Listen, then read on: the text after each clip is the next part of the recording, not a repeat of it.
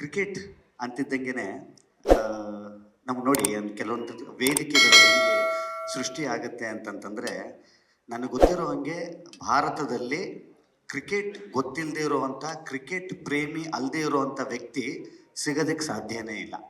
ಅದರಲ್ಲೂ ಸೌತ್ ಇಂಡಿಯಾದಲ್ಲಂತೂ ಪ್ರತಿಯೊಬ್ಬರ ಮನೆಯಲ್ಲೂ ಕೂಡ ಒಬ್ಬೊಬ್ಬ ಕ್ರಿಕೆಟರ್ ಇದ್ದಾರೆ.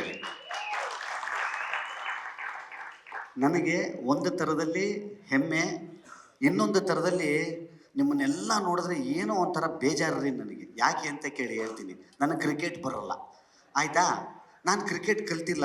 ಅಂದರೆ ನಮಗೆ ನಾನು ಬೆಳೆದಂಥ ವಿಧಾನ ಆಗಿರ್ಬೋದು, ನಮಗೆ ಸಿಕ್ಕಂಥ ಆಪರ್ಚುನಿಟೀಸ್ ಆಗಿರ್ಬೋದು, ನಮಗೆ ಬ್ಯಾಟ್ ಹಿಡಿಯೋವಂಥ ಅವಕಾಶನೇ ನನಗೆ ಸಿಕ್ಕಲಿಲ್ಲ. ನಾನು ಎಷ್ಟೋ ಸಲ ಅನ್ಕೊತಾ ಇರ್ತೀನಿ, ಯಾರ್ಯಾರೇ ಕ್ರಿಕೆಟ್ ಒಂದು ಗೊತ್ತಿದ್ದಿದ್ರೆ ಆ ಟೀಮಲ್ಲಿ ಸೇರಿಸ್ಕೊತಾ ಇದ್ರೇನೋ, ಈ ಒಂದು ಲೀಗಲ್ಲಿ ಸೇರಿಸ್ಕೊತಾ ಇದ್ರೇನೋ, ಇಲ್ಲೇನು ಗೊತ್ತಿಲ್ವಲ್ಲ ಅಂತ. ಆದರೆ ಒಂದು ಕಾಮನ್ ವಿಚಾರ ಏನು ಅಂತಂದರೆ, ನಾನು ಕ್ರಿಕೆಟ್ ಪ್ರೇಮಿ.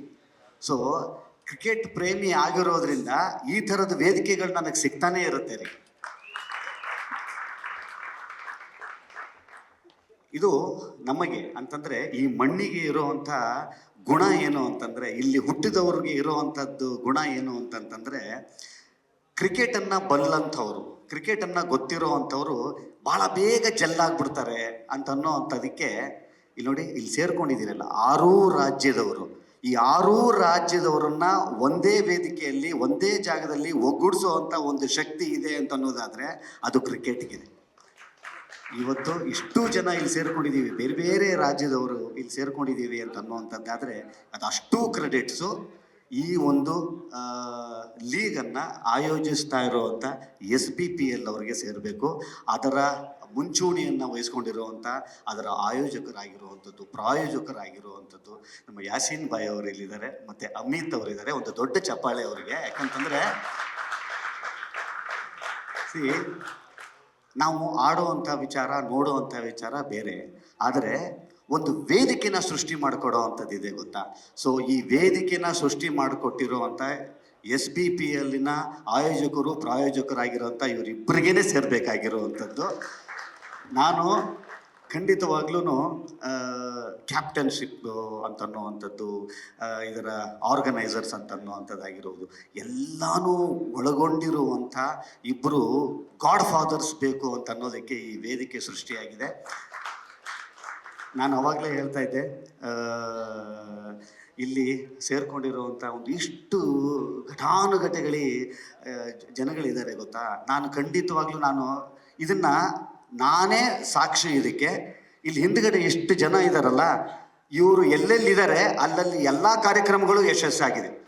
ಇದಕ್ಕೆ ನಾನೇ ಉದಾಹರಣೆ. ಇದಕ್ಕೆ ನಾನೇ ನನ್ನ ಕಣ್ಣಾರೇ ನೋಡಿರುವಂಥದ್ದು. ನನ್ನ ಜೊತೆಗೆ ನನ್ನ ತಮ್ಮ ತರುಣ್ ಅವರ ವಿಚಾರ ನಿಮ್ಮೆಲ್ಲರಿಗೂ ಗೊತ್ತಿರುವಂಥದ್ದು. ಅವನು ಎಲ್ಲೆಲ್ಲಿದ್ದಾನೆ ಅಲ್ಲಲ್ಲಿ ಒಂದು ತುಂಬ ಪಾಸಿಟಿವ್ ಆಗಿರುವಂಥ ಒಂದು ವೇದಿಕೆ ಸೃಷ್ಟಿಯಾಗುವಂಥದ್ದು. ಮತ್ತು ರಾಜು ಅಣ್ಣ ಅವಾಗಲೇ ಹೇಳಿದ್ರು, ರಾಜು ಅಣ್ಣವ್ರು ಎಲ್ಲೆಲ್ಲಿ ಇರ್ತಾರೆ ಅಲ್ಲಿ ಏನು ಕ್ರಿಕೆಟ್ ಎಲ್ಲಿರುತ್ತೆ ಅಲ್ಲಿ ರಾಜು ಅಣ್ಣ ಇರ್ತಾರೆ ಅಂತ ಸಮೀರ್ ಅವ್ರು ಹೇಳಿದ್ರು. ನಾನು ಇನ್ನೊಂದು ಸ್ವಲ್ಪ ಬೇರೆ ಥರ ಹೇಳ್ತೀನಿ, ರಾಜು ಅಣ್ಣ ಎಲ್ಲಿರ್ತಾರೆ ಅಲ್ಲಿ ಕ್ರಿಕೆಟ್ ಇರುತ್ತೆ ಅಂತನೂ. ಬರೀ ಕ್ರಿಕೆಟ್ ಮಾತ್ರ ಅಲ್ಲ, ಅವರು ಎಲ್ಲಿ ಇರ್ತಾರೆ ಅಲ್ಲಿ ಒಂದು ದೊಡ್ಡ ನಗು ಇರುತ್ತೆ, ಅಲ್ಲಿ ಒಂದು ದೊಡ್ಡ ಪಾಸಿಟಿವ್ ವಾತಾವರಣ ಸೃಷ್ಟಿಯಾಗಿರುತ್ತೆ. ಇವತ್ತು ಆ ಥರದೊಂದು ಪಾಸಿಟಿವ್ ಆಗಿರುವಂಥ ಒಂದು ವಾತಾವರಣ ಇಲ್ಲಿ ಸೃಷ್ಟಿಯಾಗಿದೆ ಅಂತ ಅನ್ನೋದಾದರೆ, ಇಷ್ಟು ಒಳ್ಳೆಯ ಮನಸ್ಸುಗಳು ಇಲ್ಲಿ ಇರೋವಂಥದ್ದು. ಮುರಳಿ ಸರ್ ಇದ್ದಾರೆ. ಮೊನ್ನೆ ತಾನೇ ನನ್ನ ಚೂಮಂತರಿನ ಒಂದು ಸಿನಿಮಾದ 25ನೇ ದಿವಸದ ಒಂದು ಸಮಾರಂಭವನ್ನು ಆಶಯಿಸೋದಕ್ಕೆ ಮತ್ತು ನಮ್ಮನ್ನು ಕಂಗ್ರ್ಯಾಚುಲೇಟ್ ಮಾಡೋದಕ್ಕೆ, ವಿಶ್ ಮಾಡೋದಕ್ಕೆ ಇನ್ನೊಬ್ಬರು ಹೀರೋ ಬರ್ತಾರೆ ಅಂತ ಅನ್ನೋದಾದರೆ ಅದು ಮುರಳಿ ಸರ್ ಅವ್ರ ಜೊತೆಗೆ ಬಂದು ನನ್ನ ಕೈ ಹೊಡೆದಿರುವಂಥದ್ದು, ಯಾವಾಗಲೂ ನನ್ನ ಜೊತೆಯಲ್ಲಿರುವಂಥದ್ದು. ಮತ್ತು ಸರ್ ಇದ್ದಾರೆ ಅಲ್ಲಿಂದ, ಮತ್ತು ಮೇಡಮ್ ಇದ್ದಾರೆ. ಸೊ ಈ ಥರದೊಂದು ಭಾಳ ಅದ್ಭುತವಾದಂಥ ವೇದಿಕೆ. ನಾನು ಎಲ್ಲರಿಗೂ ನಿಮ್ಗೆ ಹೇಳ್ತಾ ಇದ್ದೀನಿ, ಈ ಥರದ ಒಂದು ಅವಕಾಶ ಭಾಳ ಅಪರೂಪಕ್ಕೆ ಸಿಗುತ್ತೆ.